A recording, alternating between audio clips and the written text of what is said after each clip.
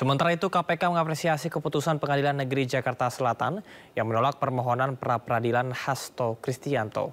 KPK menegaskan proses penyidikan kasus suap Hasto akan terus berjalan dan tersangka akan kembali dipanggil. Untuk rencana pemanggilan, bila penyidik sudah menganggap seluruh saksi dan seluruh alat bukti dalam rangka pemenuhan unsur perkara tersebut telah terpenuhi, maka Saudara HK tentunya akan dipanggil sebagai tersangka nanti. Lantas apakah langkah berikutnya dari Hasto Kristianto dan tim kuasa hukumnya, serta apa pula makna tidak diterima dan ditolak? Sudah bergabung bersama kami melalui sambungan Zoom kuasa hukum Hasto Kristianto, Alfon Palma, dan juga pakar hukum pidana Hibdu Nugroho. Selamat sore Bapak-Bapak. Selamat sore Mas. Baik, ini saya akan ke Mas Alfon terlebih dahulu. Mas, mungkin bisa Anda jelaskan perbedaan antara ditolak dan juga tidak diterima. Apakah ini ada sinyal bahwasanya Hasto bisa kembali mengajukan pra-peradilan? Ya, terima kasih. Pertama-tama saya memang mengklarifikasi bahwa permohonan kami itu tidak ditolak, tapi itu tidak diterima. Itu ada perbedaan yang mendasar antara tidak diterima dengan ditolak. Kalau misalnya ditolak, artinya seluruh dalil kita itu tidak terbukti. Dan kemudian hakim menyatakan bahwa permohonan tersebut ditolak. Nah, ini tidak lagi ada langkah untuk melakukan hukum apabila kita keberatan terkait dengan keputusan dari hakim tunggal tersebut. Itu yang pertama. Kemudian yang kedua, apabila gugatan permohonan itu tidak diterima, artinya ada hal yang dinilai sama hakim itu tidak sesuai dan harus diulang lagi apabila salah satu pihak ingin melakukan pengulangan. Nah, dalam hal ini sebenarnya permohonan kami itu bukan ditolak tetapi tidak diterima karena dinyatakan tidak jelas. Kenapa dinyatakan tidak jelas? Karena kami itu menggabungkan permohonan pembatalan permohonan dari dua sprindik 152 dan 153. Kenapa kami menggabungkan tersebut? Karena ini merupakan respon dari penetapan tersangka yang ada dalam dua sprindik. Sebenarnya itu bisa dilakukan dengan penetap satu surat tapi dijuntokan. Nah, tapi kan ini tidak. Ya, itu kira.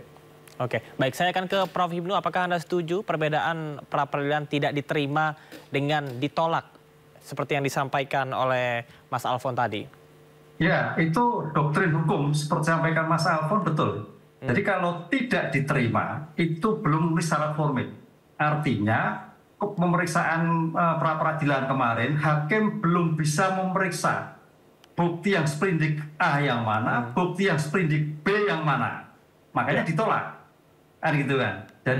Jadi hakim belum memeriksa muatan isi yang dimohonkan. Iya. Kemarin kalau kita dengarkan bahwa hakim kesulitan untuk menilai bukti yang terkait suap yang mana, bukti yang terkait dengan obstruction of justice yang mana. Ini yang terjadi. Tapi kalau ditolak, itu sudah masuk pada proses penilaian. Hakim menilai, oh ternyata bukti yang disampaikan Mas Alfon terkait dengan penyuapan tidak relevan. Atau demikian juga sebagainya, bukti yang terkait dengan obstruction tidak relevan. Sehingga permohonan ditolak. Nah, itu baru terminologi masuk kualifikasi. Tapi kemarin belum. Nah, ini saya kira suatu yang menarik, celah bagi Mas Alfon untuk mengevaluasi kembali. Langkah apa yang akan dilakukan, kan gitu kan? Karena belum masuk pokok perkara, ibaratnya seperti itu. Dan dalam hal pra-peradilan itu kalau kita lihat dalam pasal 82 huruf D, itu tidak ada nepis. Berapapun bisa, sepanjang belum masuk penilaian pembuktian di persidangan. Oke, baik. Menarik ini seperti yang disampaikan Anda tadi, saya akan langsung lemparkan ke Mas Alfon. Mas Alfon, apakah Anda sudah melakukan evaluasi ataupun juga langkah-langkah strategis yang baru untuk nantinya mengajukan kembali pra-peradilan termasuk dengan dua sprindik yang dianggap tidak lazim ataupun juga tidak relevan? Ya, baik, terima kasih. Tadi sebenarnya sudah disampaikan juga sama terkait dengan apakah memang itu ada kesulitan bagi hakim untuk menilai bukti terkait dengan obstruction of justice dan kemudian terkait dengan suap. Nah, sebenarnya kami Mas Alfon, menilai- mohon izin, apakah Anda bisa mendekatkan mikrofon Anda supaya lebih terdengar jelas? Ya. Gimana sekarang? Atau suaranya bisa Anda lebih keraskan lagi supaya terdengar? Oke, jadi begini. Baik. Ya. Sebenarnya tadi sudah dijelaskan oleh Prof. terkait dengan kebingungan hakim. Nah, kebingungan hakim itu sendiri menurut saya itu sebenarnya dapat diragukan. Karena kan begini, pertama-tama KPK menetapkan dari klien kami itu dengan 2 sprindik yang berbeda, tetapi dengan bukti yang sama. Gitu. Nah, jadi dari situ kita bisa melihat apakah memang penetapan tersangka tersebut itu memang mengkualifikasikan adanya 2 alat bukti yang pertama relevan, kemudian dia valid, kemudian itu sesuai dengan peraturan undang-undang ada. Nah, di situ makanya kami mendasari bahwa ini digabungkan. Nah, kalau misalnya kemarin dikatakan bahwa adanya kebingungan dari hakim, sebenarnya juga itu juga merepresentasikan kebingungan kami juga gitu kan. Hasilnya bingung gitu kan, bagaimana juga kami sebagai kuasa hukum itu untuk merespon terhadap pembatalan dari sprindik tersebut gitu. Oke, nah, baik. jadi oleh sebab itu makanya kita ingin melihat bahwa karena ini belum ditolak, ini tidak diterima, maksudnya ada langkah-langkah kemudian gitu. Tapi ada pembelajaran yang menarik sebenarnya gitu kan, terkait dengan apakah memang untuk penggabungan dari pembatalan 2 sprindik tersebut itu ada aturannya atau tidak sebenarnya. Kalau misalnya tidak ada aturan, artinya itu kan sebenarnya tidak ada juga yang melarang. Begitu. Yang pertama. Dan kemudian kalau misalnya kita ingin mengatakan bahwa ingin ada aturan, sebenarnya azas peradilan cepat, singkat, dan sederhana itu bisa dipergunakan untuk bisa melegitimasi bahwa upaya kami ini sebenarnya ada dasar hukum loh. Baik. Kalaupun tidak ada dasar hukum, ya artinya bagi hakim itu kan diberikan ruang untuk menemukan hukum agar nanti memberikan kaidah baru di dalam khasana pra-peradilan, walaupun dalam konteks peradilan formal ini ada kekakuan-kekakuan sendiri yang memang harus dihormati. Itu kira-kira. Oke, baik. Mas Alfon, saya akan tanyakan langsung ke Prof. Hipnu. Menurut Anda, apakah ada aturan tersendiri yang melarang penggabungan 2 sprindik atau seperti yang tadi disampaikan oleh Mas Alfon? Ya, dalam perkembangan yang saya pelajari tidak ada. Dalam penggabungan sprindik. Apakah itu artinya boleh dilakukan sebetulnya? Boleh, boleh. Cuma pertanyaannya kalau kita lihat dalam pertimbangan kemarin kita dengar, hakim kesulitan, kan gitu kan? Hakim kesulitan, bukti yang terhadap perintangan yang mana, bukti yang terhadap suap yang mana. Artinya kesulitan dalam mendiferensiasikan 2 aspek yang berbeda. Iya, betul. Jadi bukti yang terkait suap yang mana, bukti yang itu yang sulit kalau kita dengar kemarin. Oleh karena itu memang ini suatu yang menarik bagi kita semua, hal-hal yang baru ini bagi kita untuk menjadikan kembali. Berapa besar kesulitannya? Mungkin gini Mas Alfon, ataukah karena perkara ini perkara delay? Ini kan 5 tahun yang lalu. Satu, juga perkara-perkara yang terkait dengan tanda petik orangnya politik. Nah, ini juga karena hukum tidak bekerja dalam ruang hampa loh, kan gitu loh. Nah, paling enak ya sudah, ini saya tidak bisa menilai sehingga tidak diterima. Itu lebih fair, gitu akhirnya. Ya akhirnya nanti kalau diajukan bagi yang hakim pemeriksa yang lain lagi nanti agak menjadi bingung juga kalau terkait seperti itu. Oke, baik. Prof. Hipnu, kita akan simak informasi berikut ini mengenai sidang pra-peradilan lanjutan Sekjen PDI Perjuangan. Hasto Kristianto sempat diwarnai keributan. Kita simak dahulu informasi berikut ini.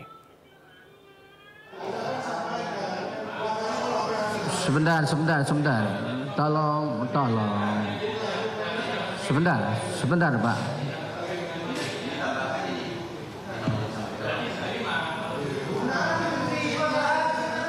Tolong ya perdebatannya dengan pelan-pelan Pak, perdebatannya dengan bahasa yang santai saja, nggak usah pakai teriak-teriak dari Pak. Sidang pra-peradilan Hasto Kristianto yang digelar di Pengadilan Negeri Jakarta Selatan pada Selasa 11 Februari 2025 menghadirkan 4 ahli pidana dari pihak KPK.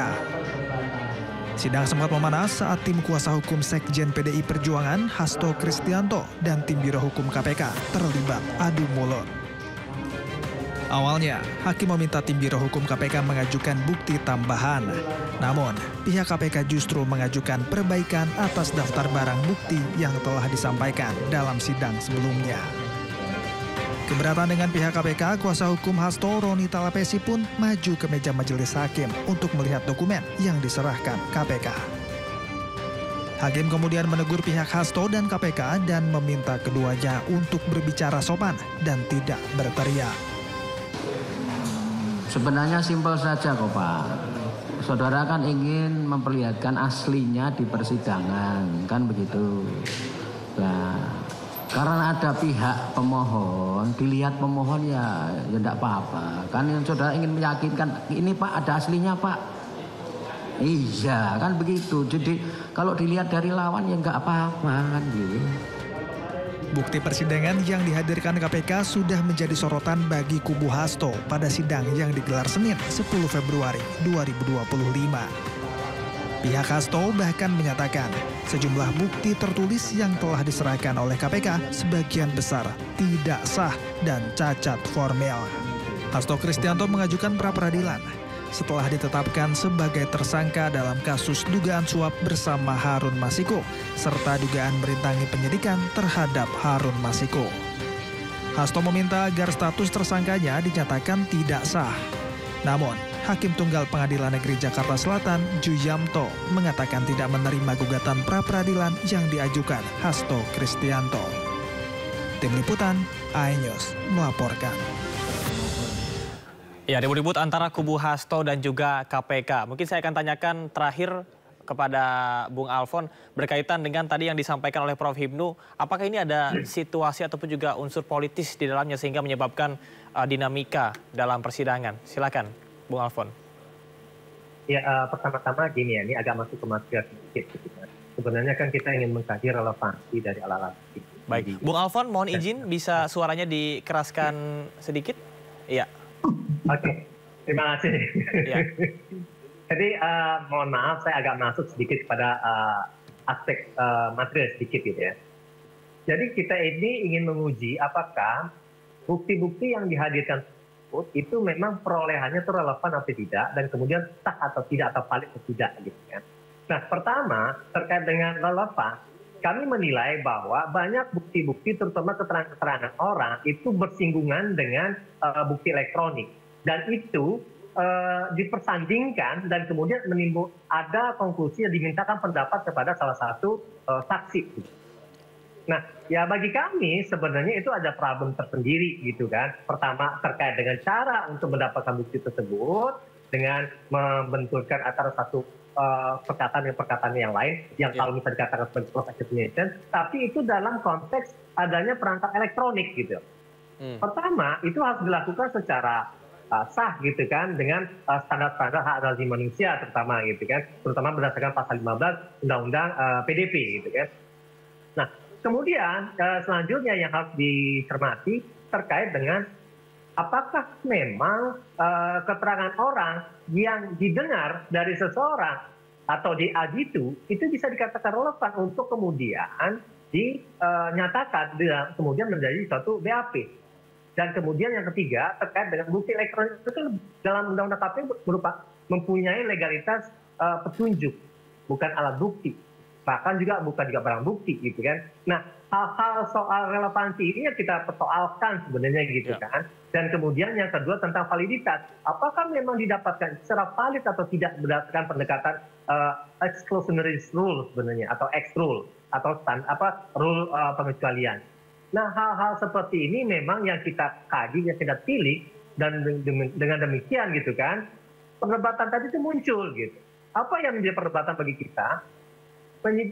Biro Hukum itu ingin memperlihatkan alat bukti tapi alat buktinya berupa handphone. Kita kan tidak tahu apa yang di dalam itu. Harusnya dibuka gitu kan. Apakah memang benar di dalam situ dan kemudian belum ada dirubah. Karena prinsip dasarnya itu kan non-repudiation, tidak bisa dibantah dia gitu. Dan kemudian dia harus kredibel. Dan kemudian di situ dia harus otentik. Nah, hal-hal seperti itu yang sebenarnya menjadi perdebatan-perdebatan mendasar dalam konteks ilmu pengetahuan ke depan dan kemudian dalam praktek pada saat ini. Karena dalam pra-peradilan itu sendiri, karena kan didasari dengan ajas horus corpus yang mengedepankan hak asasi manusia. Betul bahwa hak asasi manusia itu ada pembatasan, tetapi pembatasan itu tujuannya untuk memberikan penilaian lebih tinggi daripada hak asasi manusia itu sendiri. Jadi, poinnya pada saat ini adalah kami menilai bahwa pada saat ini yang namanya proses penyelidikan dan penyidikan itu kental sekali dengan dimensi-dimensi politik. Mungkin tadi sudah dikatakan oleh Prof. Ibnu bahwa mungkin bisa saja ini sudah terlalu lama, gitu kan? Dan mungkin juga ini menyangkut dengan orang yang memiliki jabatan politik. Itu kira-kira.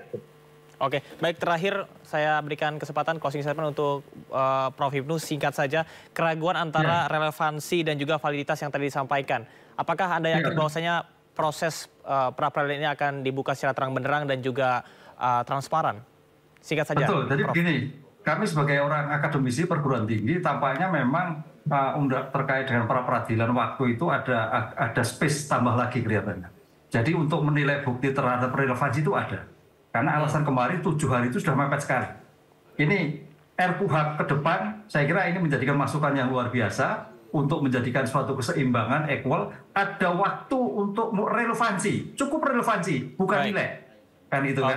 Dengan demikian akan memberikan suatu keseimbangan baik pemohon maupun termohon. Memang kita bagus. Saya beri apresiasi Mas Alfon. Mas Alfon itu posisinya sebagai kuasa pemohon. Jadi memang pandangannya objektif yang subjektif, jadi suatu upaya yang luar biasa. Tapi teman-teman KPK objektif yang subjektif, kan gitu ya. Subjektif wakil negara, tapi objektif adalah hukumnya. Itu nggak ketemu. Jadi kita harus ketawa-ketawa, tapi memberikan jalan tengah. Oh begini ya, berarti ada sesuatu yang keliru ke depan. Undang-undang tentang pra-peradilan ke depan, ada space waktu lagi tentang penilaian. Ini hari ini juga bagus. Jadi ke depan ada suatu space penilaian waktu, penilaian hari, penilaian bukti, sehingga tidak sampai pada, ini buktinya loh. Padahal dalam undang-undang, dalam permanya itu kan memang relevansi. Memang butuh sejauh mana relevansi, itu memang harus terbuka. Gitu. Baik, terima kasih Prof. Ibnu dan juga Bung Alfon atas waktunya bersama dengan kami di sini sore hari ini. Kita harapkan mudah-mudahan ini bisa dibuka secara terang benderang dan juga adanya hukum seadil-adilnya. Terima kasih telah bergabung di Sindo Sore, salam sehat. Ya, terima kasih Pak Turwon, Mas. Terima kasih, Prof. Terima kasih banyak, Prof. Salam. Pemirsa, Presiden Prabowo menjadi pembicara kunci dalam acara World Government Summit 2025 yang digelar di Dubai, Uni Emirat Arab. Informasinya usai jeda.